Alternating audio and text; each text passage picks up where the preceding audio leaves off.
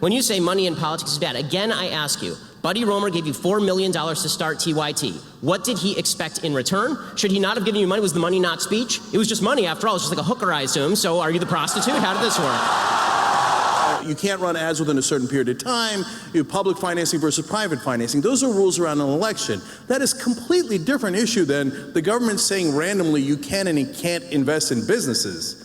Why? So you're conflating those two issues that have nothing to do with one another. Why? So let's just what does why mean? Because it's those a, are because two. Hey, you believe in education, so why don't you believe in healthcare? Because it's a free country, and I get to spend my money wherever I damn well please.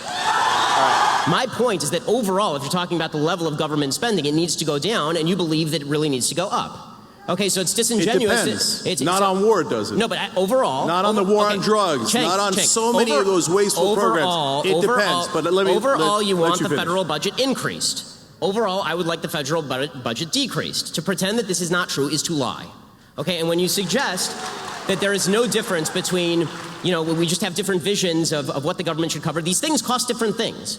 Okay, the war in Iraq was very expensive. You know what's more expensive? Social Security, Medicare, and Medicaid. All of these are vastly more expensive than the war in Iraq and Afghanistan. We paid into it. That this myth that spending is inherently better for an economy than saving, that's only true if you're talking about somebody who's actually taking the cash and just shoving it into their mattress. Banks are in the business of lending.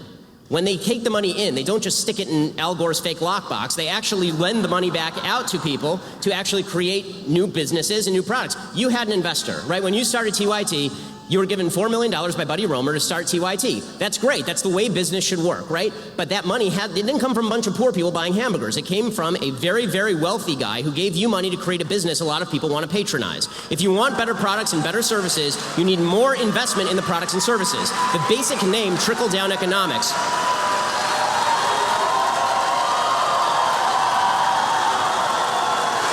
The basic name trickle-down economics is not something that any conservative even proposed. It's a leftist revision of what economics actually is, because you're not giving me the money. It was my money in the first place, created through voluntary transactions that I had with others. I've not stolen money from anyone, neither have you. And the idea that money has to be forcibly taken from you and handed to somebody at the bottom end of the economic spectrum to somehow jog the economy, that may jog McDonald's, but is not going to jog all of the creation of the products and services that make all of our lives much better today than they were 30 years ago in terms of the stuff we have access to.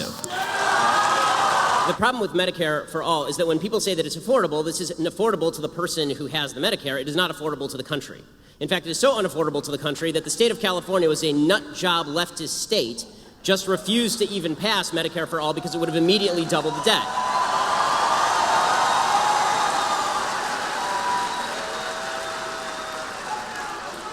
As far as the idea that medical care is a right, but it's not actually a good or a service, this is a way to make things less plentiful. If you declare things right, but you don't actually incentivize the creation of those things, you don't get more of them. So the South African Constitution has right in there that healthcare is a right, that housing is a right. The fact is that you don't have good housing or healthcare in South Africa because just declaring things rights does not make them appear. What makes more things appear is a market-based system that creates more doctors, that creates more medical care, that creates more incentive for people to join up. This is why I say that it is better to treat things as goods than as rights, because declaring something a right just means that you have the right to steal it from me. But declaring something a good means that you get a market process that leads to lower prices and better care over time. And the big problem we've had before Obamacare is that it was already treated quasi as a right. You had it heavily regulated on the state level. It is continually heavily regulated. The idea there's a completely unregulated market is absolute nonsense. The reason that you have employer-based health insurance in the first place was as a response to wage and price controls placed in the aftermath of World War II, and employers began giving health insurance as an actual good, right? They gave it as an actual incentive to their employees. If you had an actual individual-based health insurance market, you bought it just like you bought your car insurance, you would see more and better health care for everyone. I think that the greatest ally that the Republicans have is the incompetence and stupidity of the Democratic Party. The 2016, in fact, I have a feeling that Cenk actually might agree with me on this, that 2016 election, Donald Trump became president of the United States, right? Hillary Clinton was the worst candidate in the history of mankind.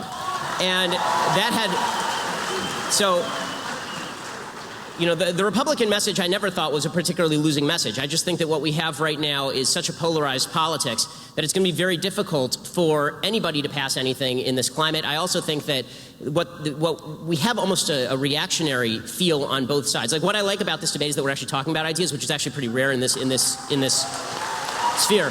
Well, what's become more common is that on the left, there's this retreat to intersectionality as an identity politics. This idea that if we can cobble together a group of people who are feeling victimized by American society, we have black people and we have Hispanic people and we have women and we have gays and lesbians and transgenders, and they all feel really bad about how American politics is going. And if we push that notion, we can create a coalition that will be a brand new coalition never before seen in American politics, and that requires a woman to run, or that requires a black woman to run, or that requires a minority to run. If they do that, then what you're going to see from, and I think in an equally nasty way, from the right is a response that says, okay, well, if you're going to do identity politics, you will see some white identity politics from the right, which I think is really negative. I don't want to see either of those things. What I would like to see is the Democrats campaign on the bigger, on the stronger involvement of government in your life and higher taxes program that Cenk wants them to campaign on, the Bernie Sanders, Elizabeth Warren program, and I would like to see the Republicans campaign on my program, a smaller government, libertarian program that says the government should get out of our lives as much as humanly possible. As far as the idea that all money should be out of politics, here's the problem. Okay, TYT, we both have corporations, and we expound upon politics every single day. And we motivate thousands of people, right, every day on both sides of the aisle. That is effectively an in-kind contribution. Now, you campaigned with Bernie Sanders. Did you do it because you expected? That's fine. Did you do that because you supported Bernie Sanders, or did you do that because you expected some gimme for TYT in return? I assume you did it because you supported Bernie Sanders, right? Yes. So, okay. So the point that I am making is to attribute to everyone else bad intent when it comes to political spending in politics, but to yourself it's totally fine. And when it comes to other media entities that give in-kind contributions on a regular basis to their coverage, this is when the New York Times, which is biased to the left, spends an inordinate amount of time and money reporting on Mitt Romney's idiotic stories about how he was in high school and cutting a gay kid's hair in 1932. If you're saying to me that that is less impactful on the political sphere than a corporation, which is a group giving money to a political candidate for purposes of supporting that candidate, I fail to see how you can say for yourself that you are innocent in this, but everyone else is guilty. I don't believe that. Either everyone's guilty or everybody is innocent, or if you can find the actual cases of guilt where there's a quid pro quo, then we agree. That's prosecutable. There's many things you can't do with your money, and one of those should be bribing politicians, but we made it legal. Cenk, so I'm curious what your opinion on that is. Do you think that they're just golly shucks, they just mean well? And Cenk, you're a lawyer, so you know that bribery requires two parties to the bribe. If I give money to a politician, there must be something in return. If there is no quid pro quo, there is no bribery. You think there's nothing in return? Well, you think the politicians don't do those favors? I think very often there is something in return, but I want you to point me to the things that are in return, not just say that all spending on politics ought to be forbidden except for the Young Turks. No, that is of course not what we say. If you want to get money out of politics and then you said the Young Turks cannot donate money to politicians, I'd say, of course, that's the whole point of getting money out of politics. Wait, so Cenk. So this idea that you, Cenk, well, hey, on. what? Come on. It's so disingenuous. Cenk. Even if you're a Republican and you're a conservative, you think there isn't crony capitalism? You think that $4.4 trillion that went in subsidies isn't question. because they got campaign donations? You know it's because they got campaign donations. Cenk, okay, final question. This is going to be the last word on this. Final thing here on this, okay? Final question on this. So, Young Turks is super successful. You have 80 million uniques. It's wonderful. Do you think Bernie Sanders would care more if you gave him $10,000 or if you dedicated your entire network to kissing his ass for an election cycle?